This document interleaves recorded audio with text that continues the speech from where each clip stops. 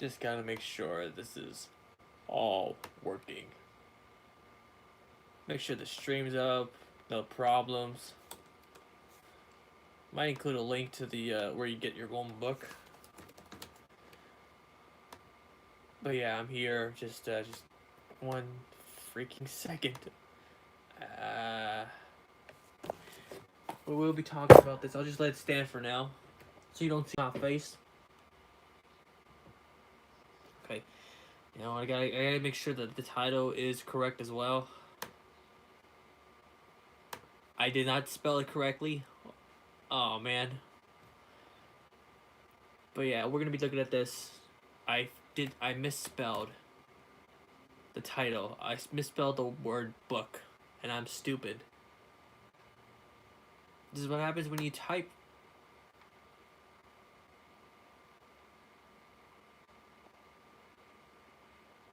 Alright, welcome. Welcome every single one of you. So yeah, this little live video is basically talking about what do I have these on for? We look at this way up here. We're taking a look at the World of RWBY companion book. I gotta tell you, this thing is a bit of a heavy one. This thing's a heavy book because there's so many pages here. There's so many, and we're gonna be taking a look at this live stream is gonna be basically taking a look at every single page. What the fuck? Oh man, off the change real quick. I'll be off cam. Give me 1 second.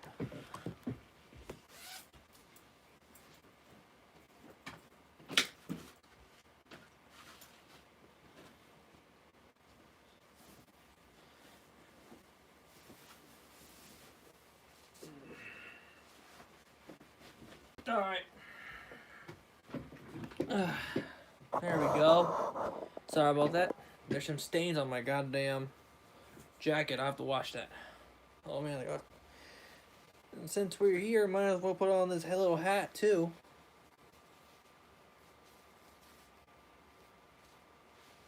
So yeah, welcome. We're taking a look at the RWBY companion book. And if you guys want to, you can share the stream on your social media because I'll be going through every single page of this, and I'm not going to be deleting the live stream after. I'm going to be keeping it on my channel. And yeah, so as you don't know, they have an official companion book for RWBY. And you can see right here, declared. We got RWBY, we've got Weiss, we've got Blake and Yang in their volume 4 outfits. And as you can see in the back, contains screenshots from volumes 1 through 6, 7. I have to say 7 now. Right here, RWBY, Weiss, Blake, and Yang, and yeah. I waited about a week and a half to get this delivered to me, and so far it's worth it. I like the artwork. There's even like, yeah. I don't know how to pronounce. Yeah. So, yeah. Damn. Okay, so yeah, we're gonna be taking a look at every single one of these pages. So yeah, what's up everybody? If you guys are in the chat, give me a what's up or something. I'm looking at, let's see, there's Jasmine, Paris, Nathaniel, Reality Gamer. If you guys are still here, give me a hello or a hi, so that way I'll know. And if you want, share this on your social media. Let the people know. So and the first thing we pull up, we got these. Okay, there's RWBY and Weiss. That's fantastic artwork. And we're gonna go to the other end because I just know it. Blake and Yang as well. That's pretty cool. If anybody knows who was the artist who made these, I would really appreciate it. And so here, got beautiful artwork. I believe this is the trees and stuff from the first episode of Volume 3, right before it shows RWBY at her going to her mother's grave.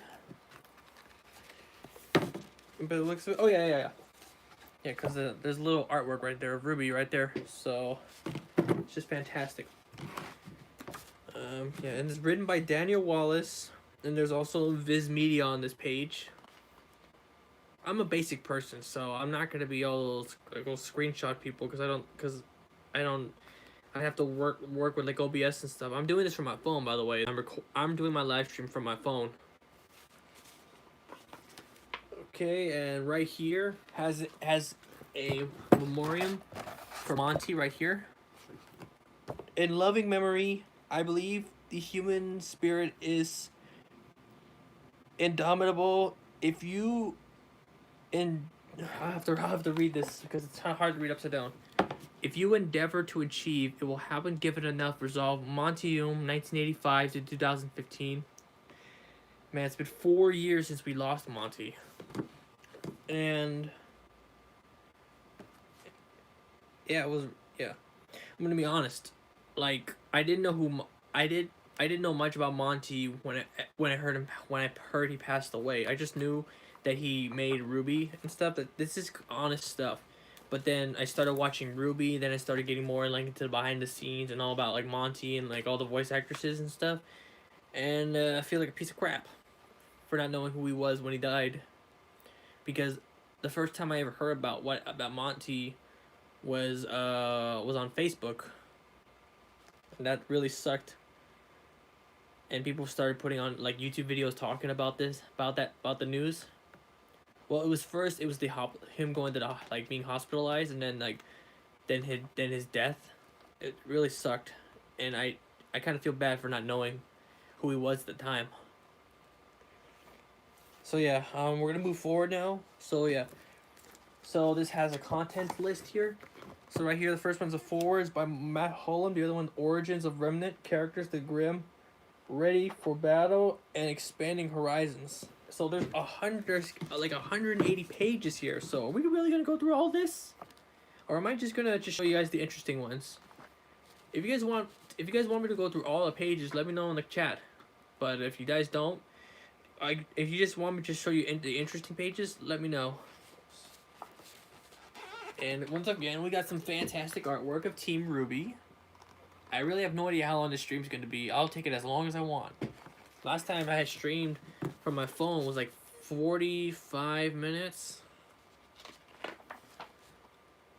And this one has a little forward thing from Matt Hullum, who I believe now is no longer the CEO of Rooster Teeth. And also, guys, if you guys have any questions you guys want to ask, just go ahead and put them on the chat and I'll answer them while I'm speaking. And no spoilers from the latest premiere because I've seen it, but a lot of you have not seen it, and it's kind of disrespectful.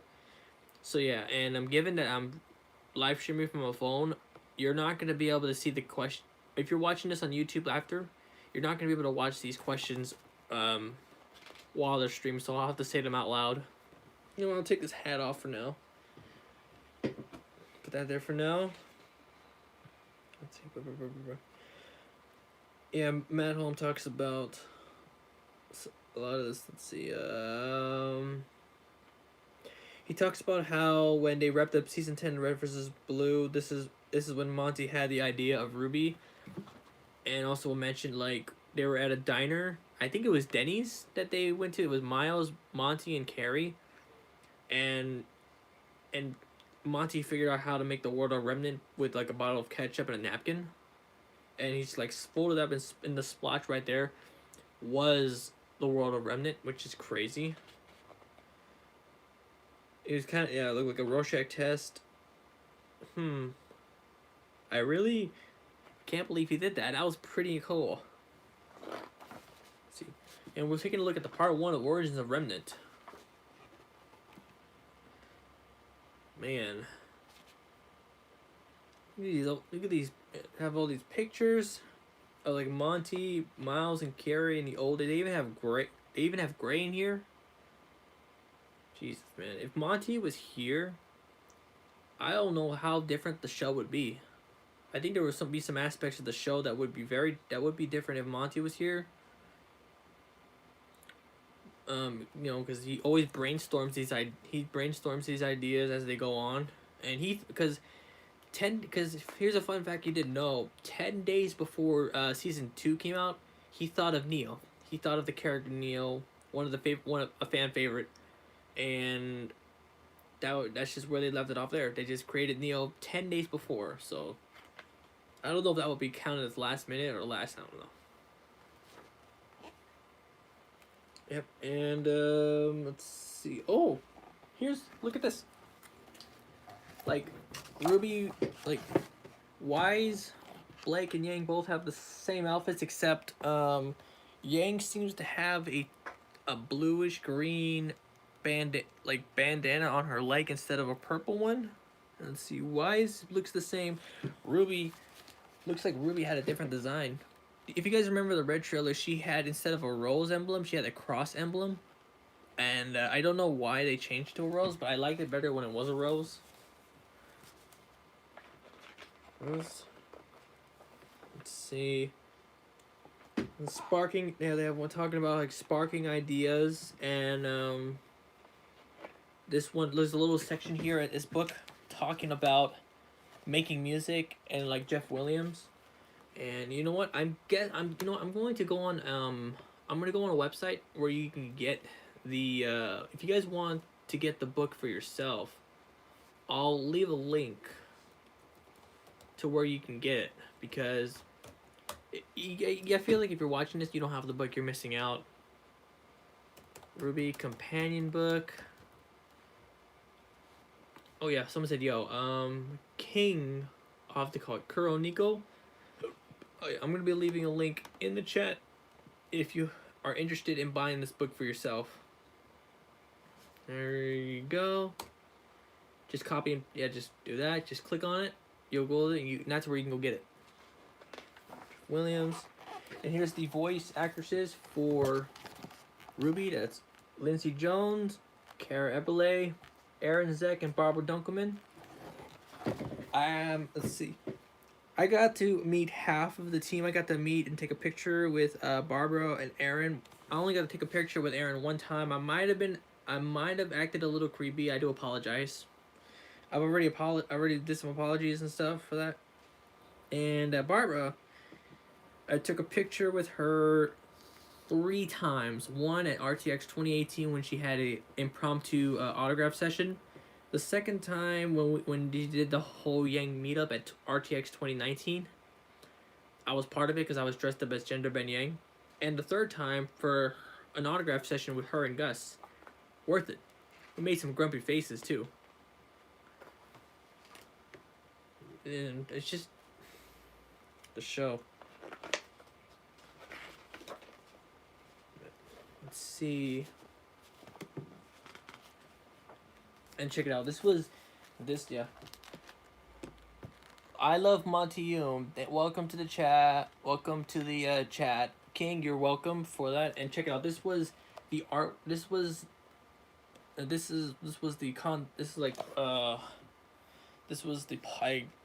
the poster, but this is just like the cover for RWBY Volume 1. God. But I think the first ever poster for RWBY Volume 1 was the silhouette one. It's not this one right here.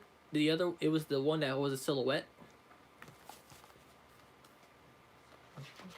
So yeah, this one is talking about like the first season of RWBY, the RWBY's first volume, and all this artwork, and sadly they even have a page talking about when Monty passed. Man. So, how much the book cost? On the back right here it says $39.99, but you can get it on Amazon for at least $20 right now. If you can click on the link and you have the money, it'll only cost you $27.50 plus a couple of bucks for shipping. So right now you can get it for maybe like $30 if you have the money. You just click on the link I provided in the chat, and you can get it for like $30, maybe 30 or maybe 32. Actually, and there is some things on when you click on the Amazon page, there is a thing that says oh, someone's selling it for $10 right now. I wouldn't do that. If someone's selling a book that just came out, is worth like $40, but someone's selling it for like that cheap, I wouldn't trust it because it could be a scam. But yeah, but if you guys want to, you can just click on. You can just get it for like $30 right now. So Elite Commando Jedi, that is your answer. Yes, and let's see. Some artwork here that was shown like at the end credits of like volumes 4 and 5. This is from volume. This is from chapter 8 of volume 5. This one is from chapter. Let's see, the chapter 10 of volume 4 when they had the flashbacks with Ren and Nora, and this is from the Vytal Festival from volume 3. So yeah. And uh-oh.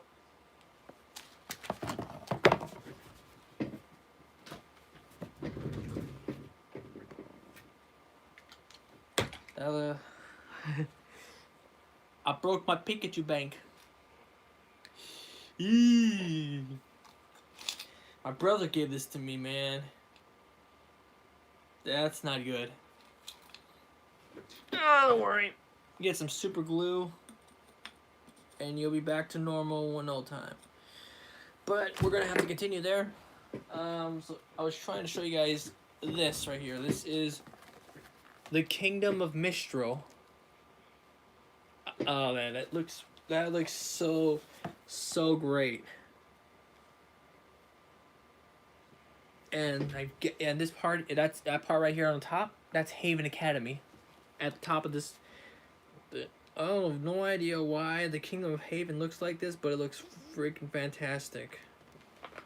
But it would be scary too. If you were living in a place like this, and you're scared of heights, and you have to go look at this every day, I'm pretty sure you would probably get used to it in about a year. And this is the world of Remnant right here. I don't know how Ketchup Packet could do this. So that's Vacuole, that's Vale, Mistral, Atlas, and there's this unnamed dragon-like island. As you can see right here, this is the dragon head and neck, and this is the wings. We'll have to figure out what that is. It could be the home of Salem. That could be where Salem lives along with her minions. Yeah. Well, let's see. I'm going to read a little bit about each kingdom, so here we go. Vale sits on the central continent of Remnant, a landmass known as Sonus. As the home of Beacon Academy, Vale is the main setting of RWBY's first few volumes, volumes 1 to 3. You know, it's been a long time. It's been like 4 years since we've seen anything from Vale. I'm not sure if Patch is part of Vale, if we can count that, because there's been only like one location since volume 4, and a little bit and one part in volume 5, which was Patch. That was the Zhao Long home. But ever since then, yeah. I hope we see Vale again. I really do hope so. Ruby Rose and Yang Shalong come from Vale, having grown up in the coastal island of Patch. So yeah, Patch is part of it. I should have read the rest of this. Atlas, the Kingdom of Atlas, famed for its military readiness and industrial output, sits on the icy northern continent of Solitus. Head home to the Schnee Dust Company and team member Weiss Schnee, Atlas is a wealthy nation that can afford to entertain the idea of rejecting the other kingdoms and determining its own fate. So yeah, when you need help, we ain't gonna help you. That's basically what the other kingdoms are gonna say. It's helped in large part by its frigid climate, which makes it less hospitable for many types of Grimm. So I guess that's good, except for the part where they could easily get in, because I guess they use like some sort of heating units for the city.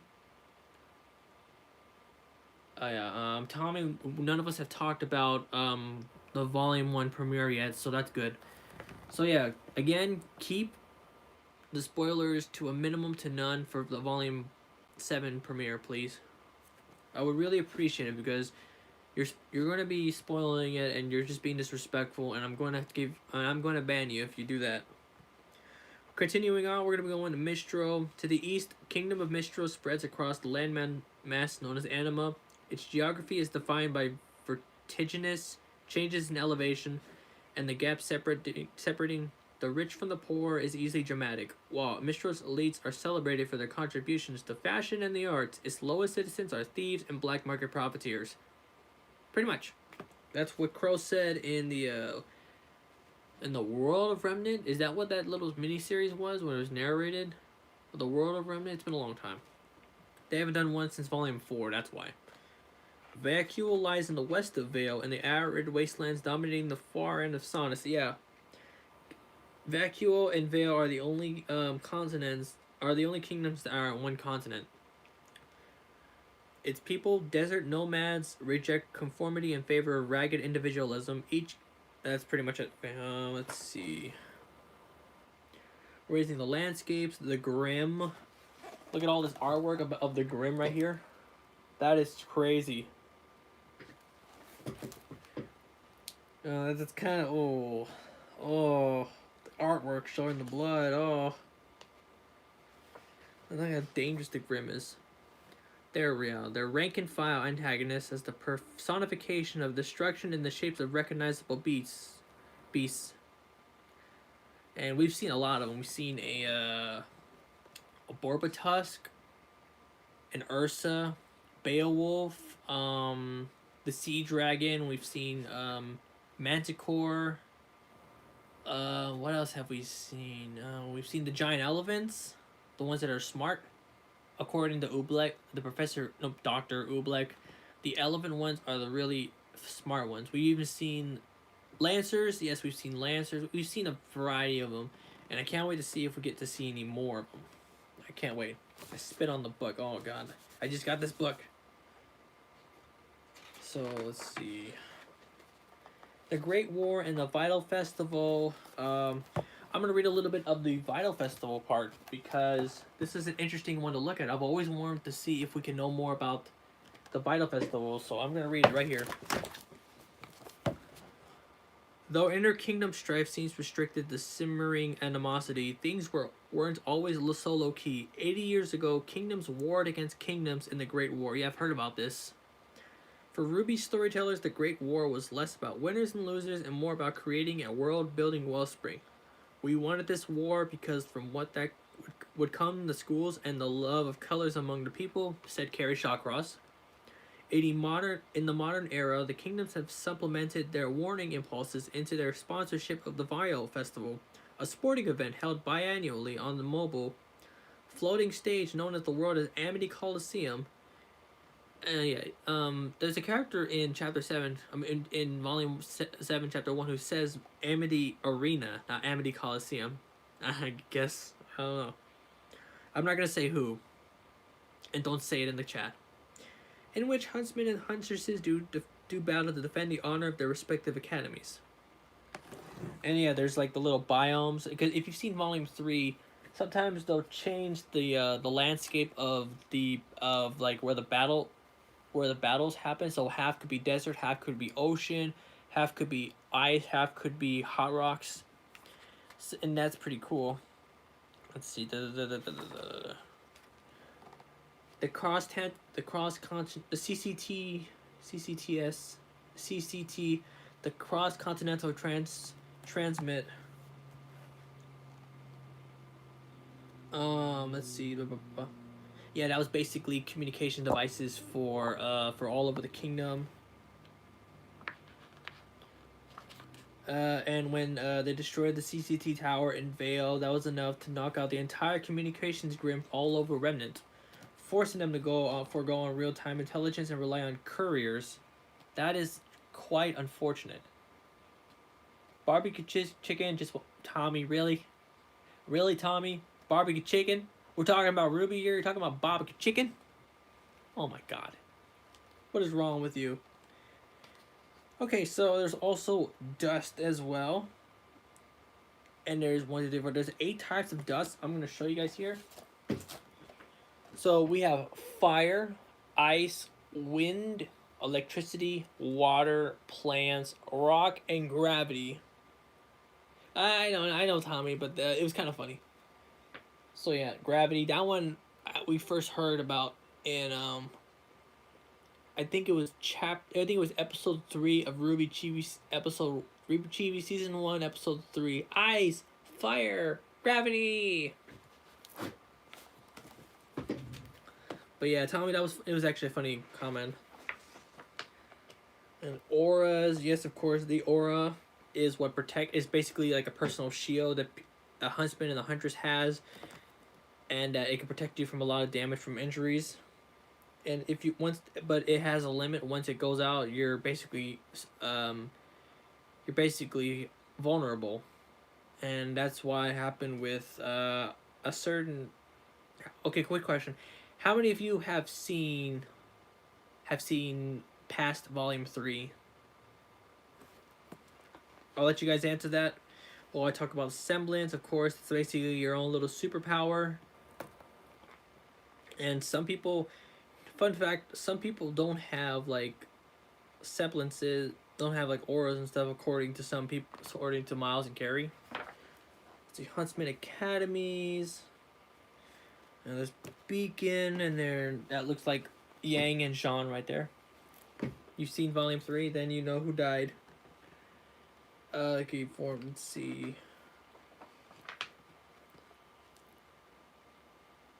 Let's see. Oh yeah, there's also one with Menagerie. Check that out. Artwork, and then there's like something about why is this here? Why is this here? Should this be where Atlas would be? And as you can see right here, there's artwork for mermaid and fish faunus. I'll bring the phone closer. Yeah, look right here. That's some artwork for the fish mermaid faunus. That's a very interesting thing. And we have Sienna Khan. It's a waste that she. It's a waste. Sienna Khan, leader of the White Fang, and then we got Yuma, the Batman. Hey, I'm just gonna call him Batman because he's a goddamn bat.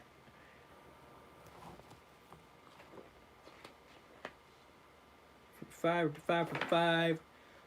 And then look, this is one I've always wanted to know about. The row of color. This is where like the characters would have something that had their names would be related to the color that they have that are associated with. Like for example, Ruby was Ruby Rose, which is rose red. Weiss is like white in German, and so on and so on. I'm gonna read about the role of color. Color theory is critical to an understanding of RWBY. When a character wears clothes dyed in specific hue, you can bet that their name will reflect their wardrobe. The importance of color is one of RWBY's most visually striking design elements and is reflected all the way up to the name of the show itself. Montague laid out the rules in a social media post which he addressed to fans who wish to create their own characters and teams. Characters in RWBY must be a color, something that sounds like a color, something that means a color, something that makes you think of a color. So basically, it's got to be, if you wanted to create your own characters, it had to be a name that has to either be the name of a color or associated with it, or something that sounds like a color or means a color. So it doesn't have to exactly be the name of a color. And according to this, the color naming rule is an outcome of the Great War. When one faction outlawed artistic expression, their opponents defiantly embraced color and all of its associated arts. And that tradition persisted until the present day. And right now, we're going to RWBY Volume 2. And you probably find this boring, huh? Let me know in the chat. Is this boring for you? And then let's see. Scoring the intros. Myths and fairy tales. Man. I got a lot to read. Oh. Well, hold up. Okay. So, we're on the, but I don't know why, but it's going for season 2, but it shows like the thing with the maidens, with the 4 maidens, but the reason why it's right here, let me read it for you. After Volume 2 wrapped, Monty told us that he had this new idea about maidens, and this is Miles Luna recalling what Monty said. We were like, we never talked about that before. What's he talking about? Monty's idea was that there was one maiden for each season and that their power was so great it would allow them to do actual magic. So the idea came after they wrapped season 2. I did not know that.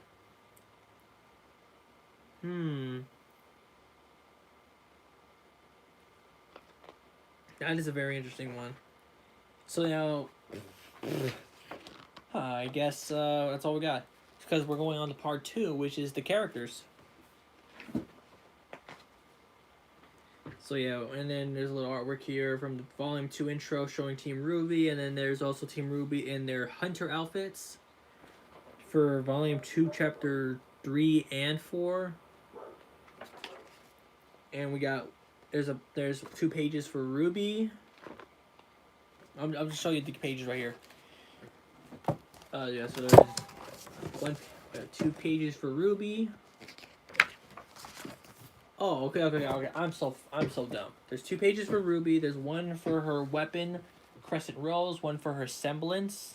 I'll have to I gotta bring the phone closer so that you guys can see.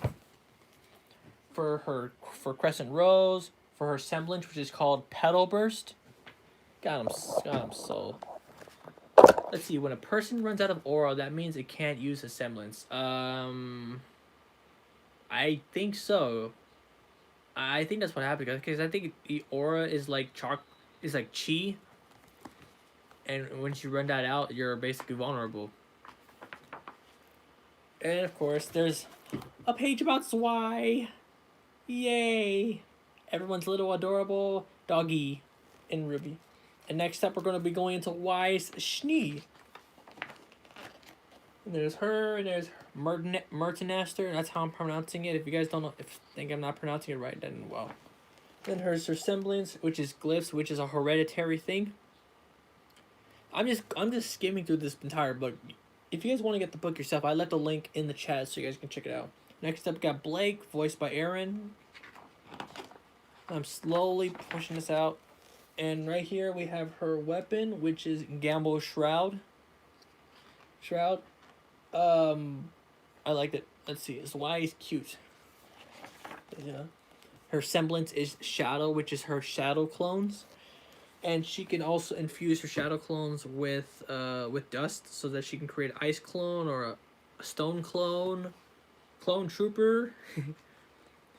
And last not, we got also for Team RWBY we got Yang Xiaolong, my favorite badass in the entire show.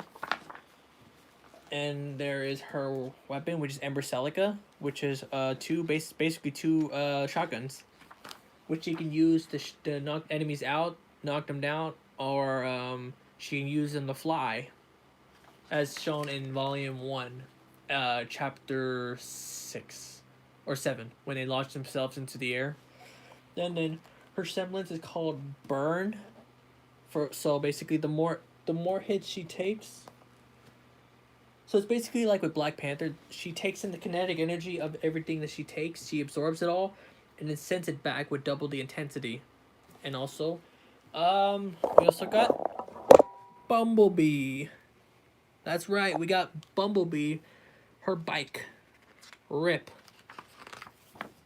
Next up, we got Team Juniper, and we got Jean-Arc. I'm gonna be honest. He's my favorite male. Okay, I'm gonna say this. My favorite male character is Jean-Arc himself. Maybe, if it's all right, I might cosplay as him, like his Volume 7 outfit for RTX next year. I really have no idea. And his weapon, Crochet Morse, and then like his semblance is aura amplification, which basically means he can amplify your aura so that. Let's see. And he can also he can give enough to heal. He can also heal injuries too, as shown in Volume 6. Tommy Gaming, this is kind of an idea. And what if the dust crystals can be used as grenades in battle so that you don't have to switch ammo? I think they can. I think depends on what the kind of dust. If it's a fire one, if you shoot it, I think you could. I think you could use it as a grenade. It's an idea I've been thinking about. Next up, we got Nora Valkyrie. Yeah, favorite male character is Jean. Favorite female character is RWBY. Favorite badass character is Yang. But the character I relate to most is probably Blake. So yeah, we got Nora. We got her weapon, Magenhild. Her semblance is high voltage, which means she can absorb electricity and expel it. And according to the book, it says she unlocked her semblance at an early age of taking a lightning strike at point blank range. Crazy Thursday. She said that on Volume 5, Episode 4. I think it was the episode when Yang went to that camp. Okay. Next up we got Pyrrha Niko's. Pyrrha Niko's. Her weapon is Milo and Acul. I think that's how I'm pronouncing her name. And her semblance is polarity, which means she has the manipulative magnetic forces, so she can control anything that's metal. And next up, we got Lyran, voiced by Monty from volumes 1 to 2. And then his brother took over for volume 3. And his weapon is Stormflower, and the name of his semblance is Tranquility, which means, let's see, he has the ability to quiet emotions in him, so that if anyone was scared, he can use that. He can use that to camouflage, the Grim, because the Grim can detect fear.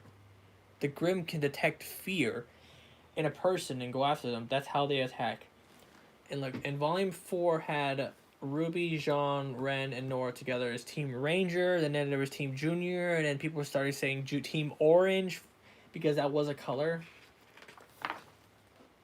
And next up, we got Team Sun right here, and we got a whole 2 pages for Sun, voiced by Michael Rage Quit Jones. If you know who this guy is from Achievement Hunter, his weapons are Ryu Bang and Jingu Bong. I think I'm pronouncing that right. And his weapon semblance is via Sun, which allows him to send 2 glowing duplicates, 2 of them, and it's pretty cool that he can do that. But he has to be still when he does this. Next up, we got Scarlet David, voiced by Gavin Free. Inspired by Peter Pan, and his weapon is Hook and Darling, which is the flintlock pistol with a grappling hook and a cutlass. Next up, we got Sage Ayana, which was kind of dumb that they eliminated him at the Vytal tournament so early. He had a big old sword called the Pilgrim. He didn't even get to use it. Next up, we got Neptune, the ladies' man, voiced by Carrie, of course, I actually heard about this one from Arnold. His weapon is called Tryhard. I'm gonna read it. Okay. I'm gonna read the little part here because I already read it, but I want to share it to you guys. Neptune loved the name that Sun suggested for his weapon until years later when he finally got the joke. And yeah, so Neptune liked the name until he found out what it meant. Or you could just, Tommy, you can either call me that or you can just call me Modern. Just call me Modern. But yeah, Neptune's weapon forms into a long-handed, and it could be a long-handed weapon, but it can also be a firearm, and it also turns into a trident, which can harness electricity. Next up, we've got the Bullies. Card no. We're not going to look at these guys. Yeah. You know what? I'll let you guys look at this page. Look at these. I'm not going to look. I don't like these guys. I hate them so much. Look at it. Look at it. In the words of Patrick Starr, look at it. All right, we're good.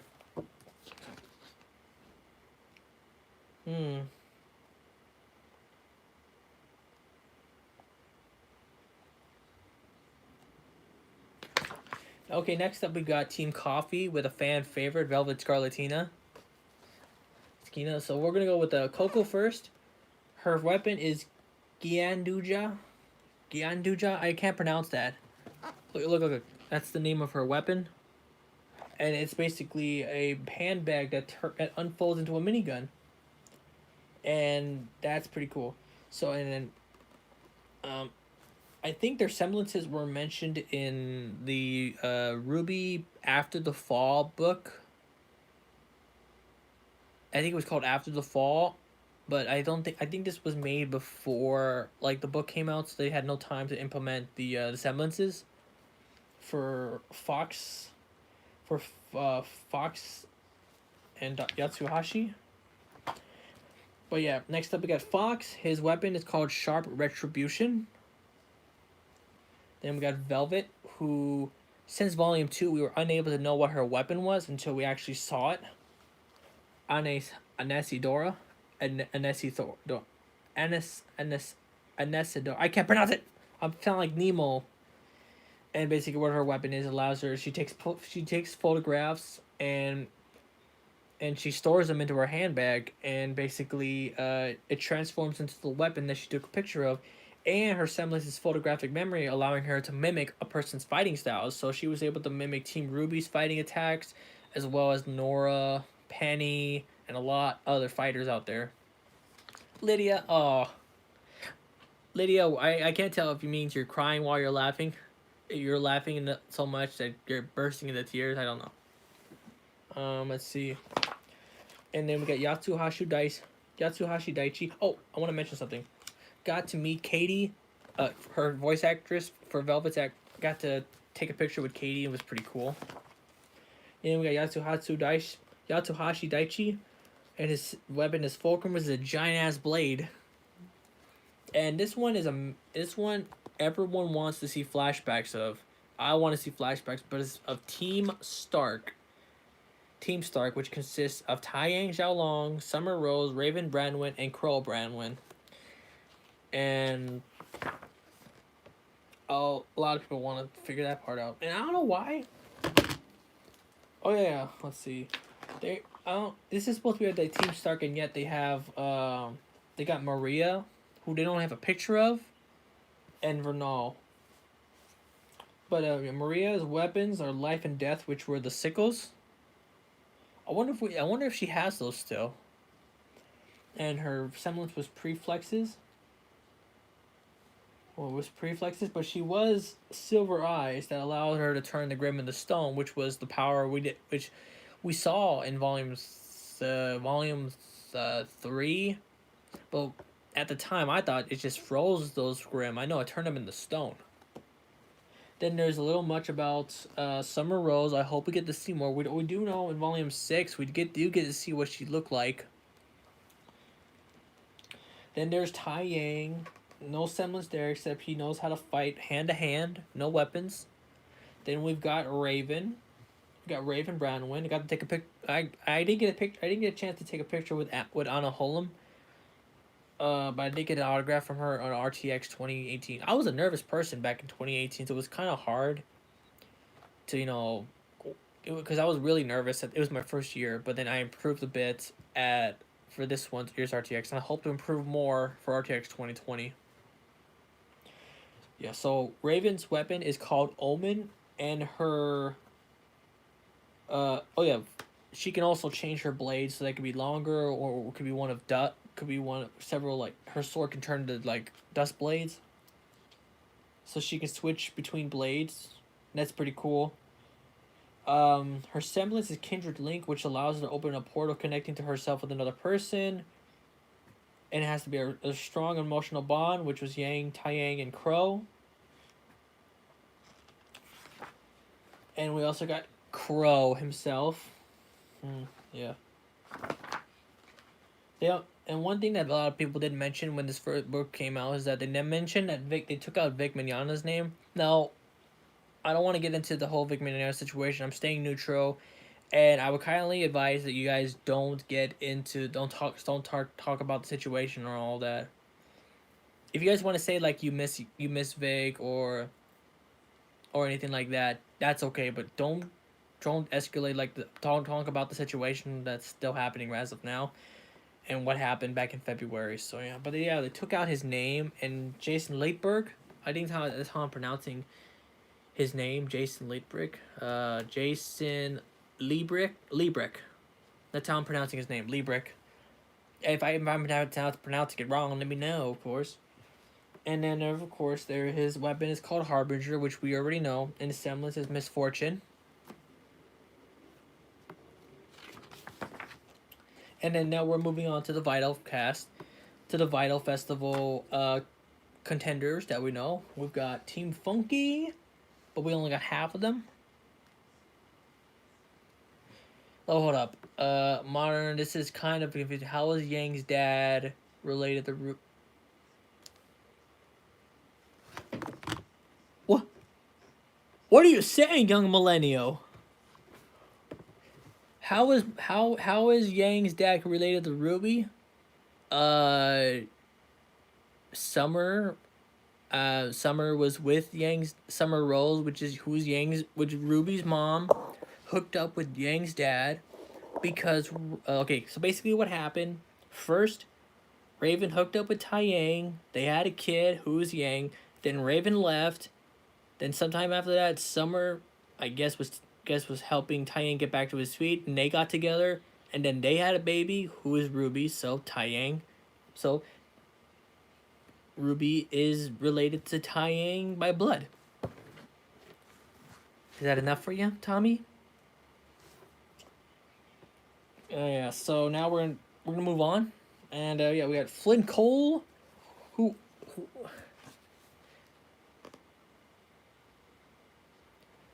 but yeah, we got Flynn Cole, who the name is actually a reference to something from Achievement Hunter, and then we got Neon Cat, voiced by Meg Turney. Got an autograph from Meg and a picture with Meg. Twice, one for RTX 2018 and RTX 2017 and 2018 and this year as well. So yeah, I'll also show you guys some RTX pictures to show you as proof. And let's see. There's Penny, and then we got her teammate Seal Slee. That's just oh god, Volume 3 really changed the show. And her weapon was called Floating Array, which was her swords, by the way, if you were aware. Not much about Slee except she's on she likes the timetable. Next up, we've got Team Auburn with Arslan, Bolin, Reese, and Nadir, who has pink hair, which is cool. And we got Team Bronze. We got Bronze Knee, because take a look at his knees. His knee protectors are actually bronze. Roy Stallion and Nolan Porfirio and Mei Zedong. You know, I gotta say, Bronze was voiced by Blaine, and yet they didn't credit his name in this. Bronze Knee was voiced by Blaine Gibson. If you're familiar who that guy is at Rooster Teeth, why didn't they credit him, or any of the people who voiced Team Indigo, who is right here?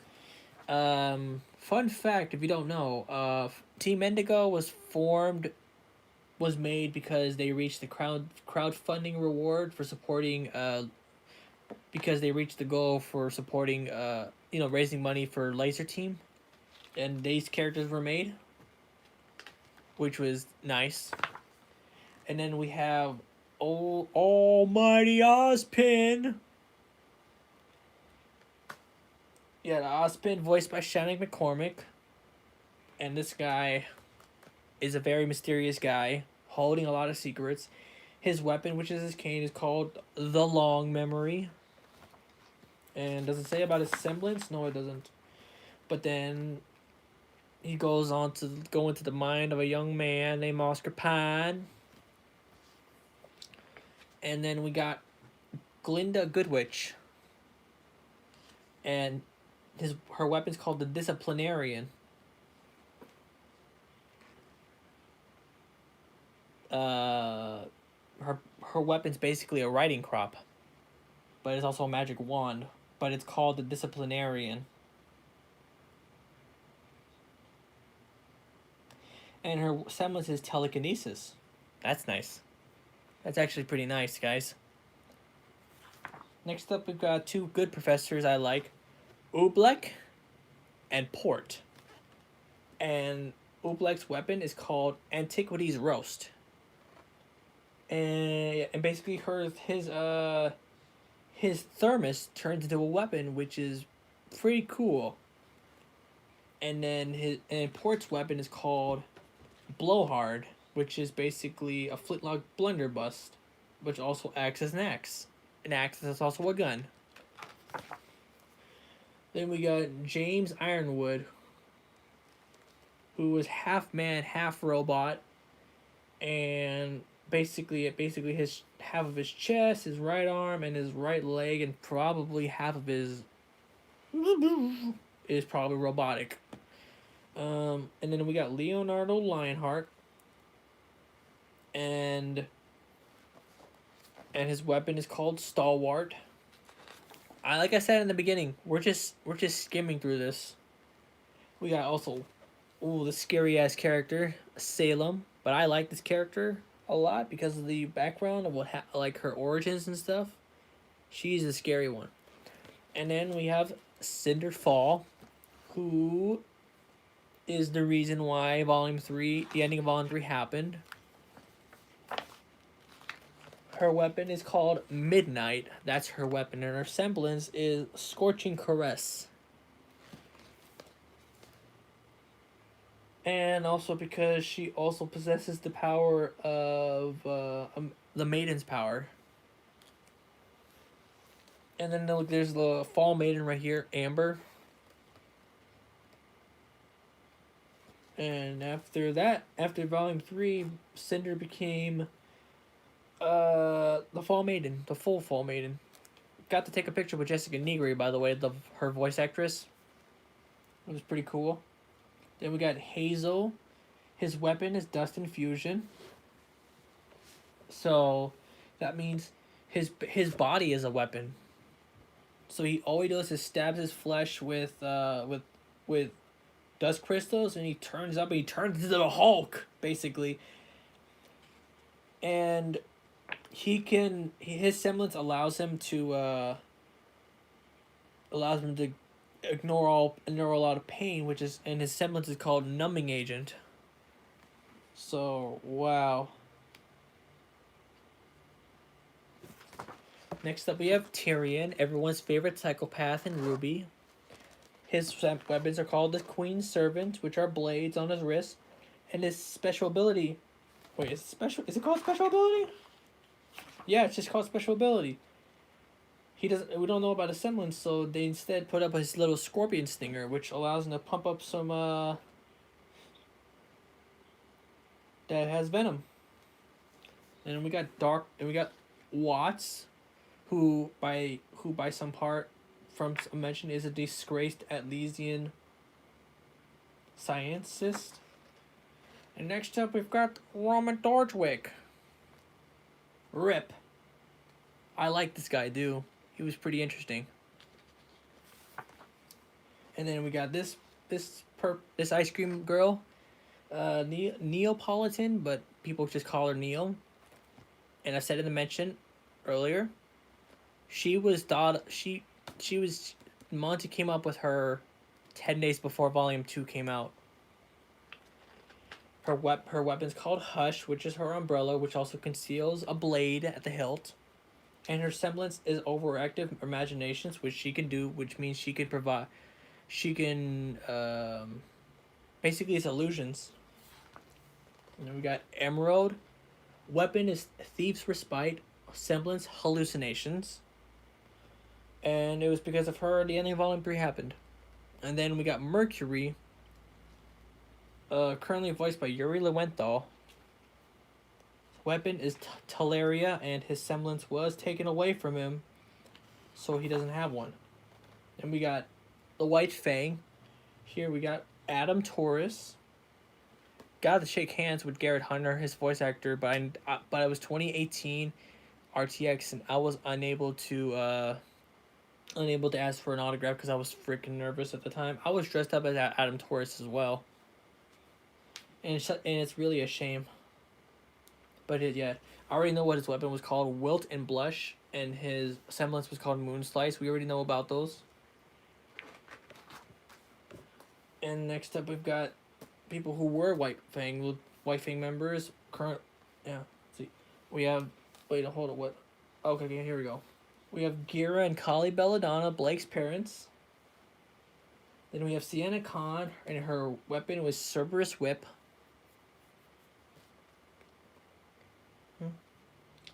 Then we got Fennec and Corsac Albane, and their weapons were called Cyclo and Inferno, which were basically daggers. Then we got Ilya Amatola. Let's see. Modern. What is your advice on what computer I should get for an Elgato HD60S? I really can't give you that kind of advice, but if it's an Elgato L3 HD60S, hold on, let me look at it right now. Let me look that up. I think this is something you actually have to have if you have like a PC. Oh no. HD60. Oh, okay. So it's basically a better version of the HD60. I really can't give you that kind of advice, Tommy, because I just bought it out of a whim. I bought mine out of a whim, not knowing how powerful, like how much it could handle for my laptop. I would ask somebody else who has. So we're gonna continue. We got Ilya. Lightning Dash is her weapon. Her special ability is camouflage. That is probably her semblance. And then we got the Schnee Dust Company characters, which is Jacques Schnee. I don't like him at all. I want to punch him in the face. How many? If y'all agree, just say it. I want to rip that mustache and make him eat it. And we're gonna skip this for now because we're gonna go back to this in about a minute. Whitley, don't like him. I want to kick him in the gonads. I like this guy, Klein, because he's the reason why Weiss got out in volume 4. Hey Paris, what's up? Then we got Winter Schnee, voiced by Elizabeth Maxwell. I think no, I did not. No, I didn't. I thought I did. Then we got Winter Schnee, pretty interesting character. And again, her semblance is also glyphs, but they did give her a weapon, a name for her weapon, which is a dueling saber. And now we're gonna go into part 3 of the Grimm. We're almost done, guys. We got a few more pages, and then after that, I'm gonna stop talking. I'm gonna go rest, probably play some Modern Warfare, and you guys don't have to be bored. So yeah, these are like concept, like storyboard art or just some drawings for the Grimm. Oh yeah, I forgot the Deathstalker, Beowulf, Borbatusk, Ursa, Nevermore, and the King Taichu. That's some of those that I didn't mention earlier. Designers have spun. Here we go. This is the Beowulf. This was the first Grimm we see in volume in RWBY because it was in the red trailer, but they didn't have like the mask like faces on. They just look like ordinary like wolves. We also got the Ursa, which is these giant beasts here. And let's see, we got the King Taichu, which is the snakes, but like once you take off its head, 2 more takes its place, like a Hydra thing. The Borbatusk. Let's see. I think the first time we see. I think like for me the first time I've seen a Borbatusk was the when Poor took out a one that was in a cage in volume 1. Then we got the Nevermore. And then we got the giant scorpion ones, which were the Deathstalkers. Look at those little things with the golden stingers. Volume 1, Chapter 8. Players and Pieces Part 2. When Red Like Roses Part 2 was playing. Then the giant elephant ones are the Goliath. Let's see.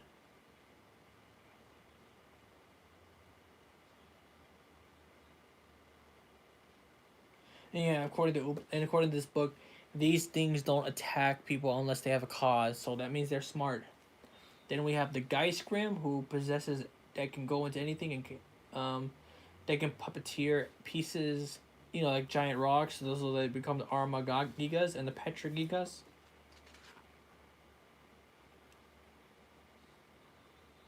So a Grim. So that's probably the name of Weiss's suit of armor that she summons. But they can also they can inhabit a suit of armor. And like this, look at this artwork. Look at this artwork of RWBY versus the Petra Gigas. Petra Gigas. That's pretty good artwork. Then we got the Berengal, which is the giant, which is the people have called it. Well, hold on, let me look at it.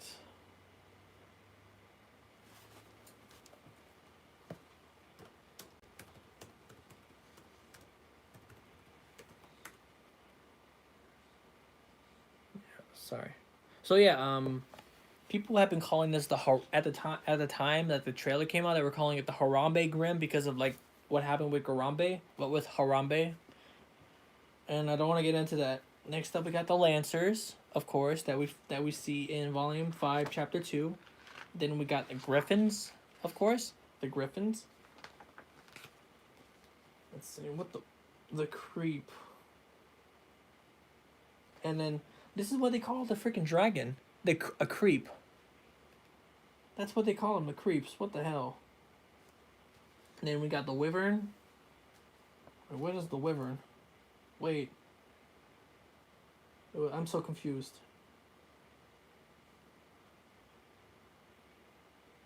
No, this is what it is. This thing right here is the Wyvern.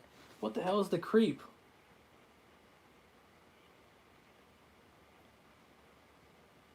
I don't even know what the creeps are. Is it this thing right here? Is it that thing right there? Then we got the sea Phaelon.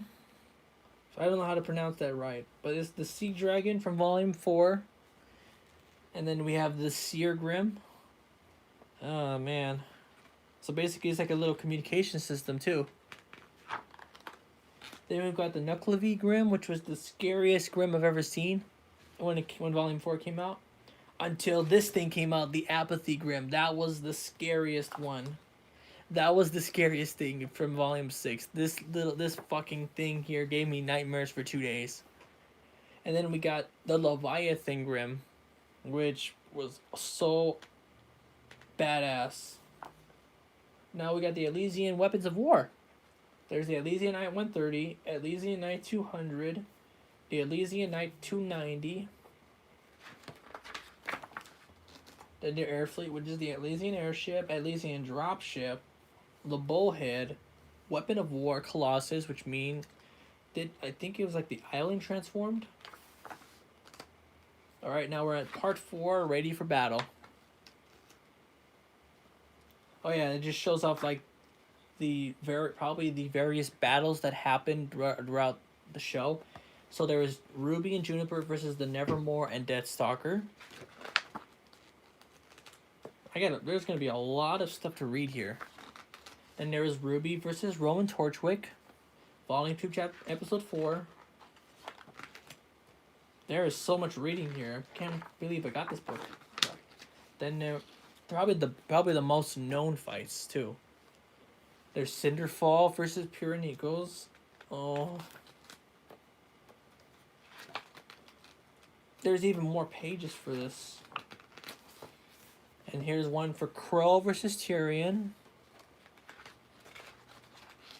Raven versus Cinder.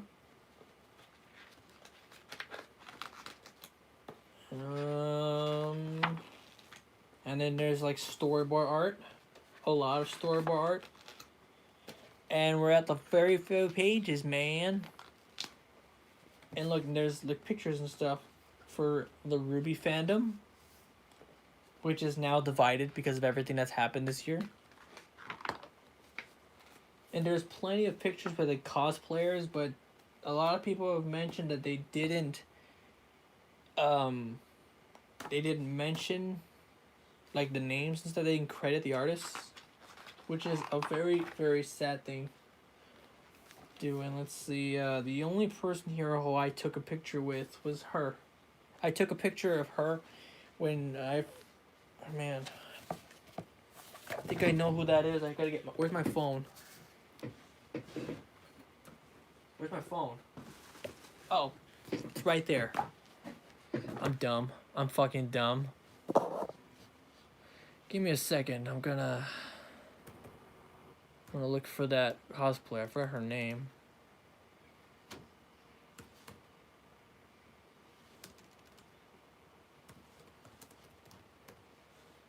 I can't believe I forgot who. I am so dumb. But I took a picture with the person in the volume 4 to 6 outfit with Ruby. I did take a picture of her, and she had another outfit on the next day. And then this is a picture from the I believe this was the 2018 Yang meetup with Barbara. I wasn't dressed up as Yang. I was dressed up as Adam at the time.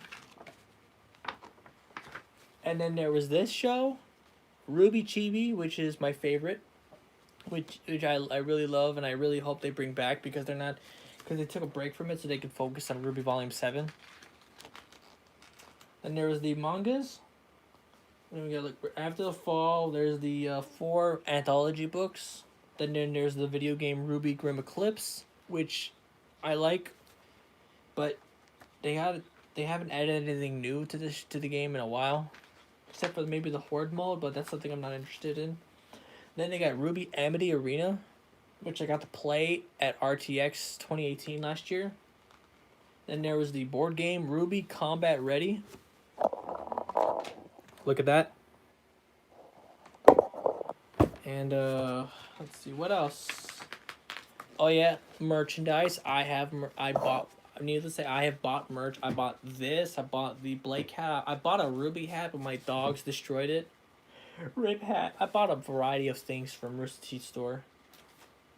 Let's see. I did buy a shirt. I did buy a blind figure. I bought a decal for my laptop of Jean Zemlin's. World's End. Let's see.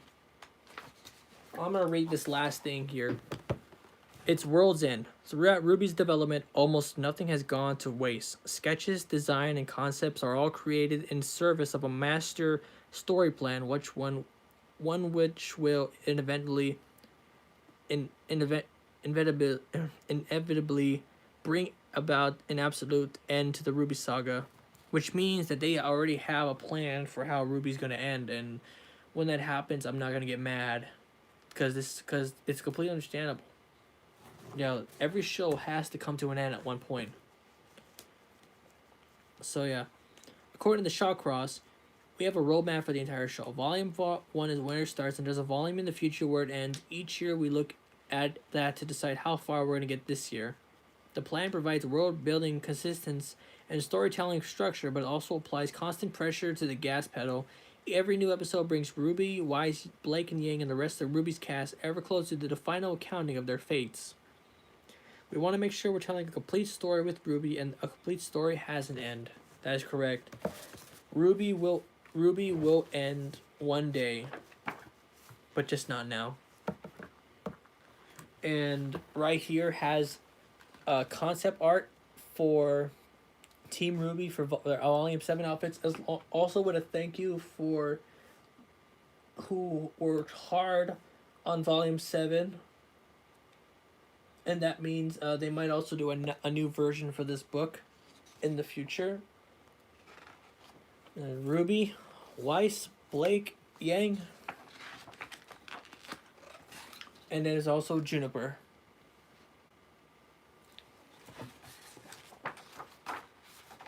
And of course they acknowledge some people. And that's pretty much it. Woo!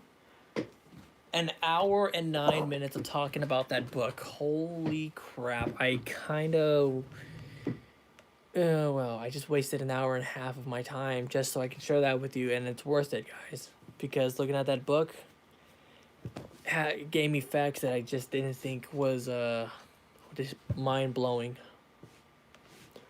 Oh yeah, I'm tired now. I'm going to read that book when I have better energy now. I'm so tired now. And I'm going to end the live stream now. Well, hold up. I can't show you the pictures from RTX because I'm using my phone for live streaming. God damn it. But yeah, an hour and 10 minutes that we've been doing this. I really do appreciate you guys being a part of it and watching. I'm gonna end the stream now, you guys. I really do appreciate it. So, thank y'all for watching. Don't forget to like, comment, subscribe. Catch you all later.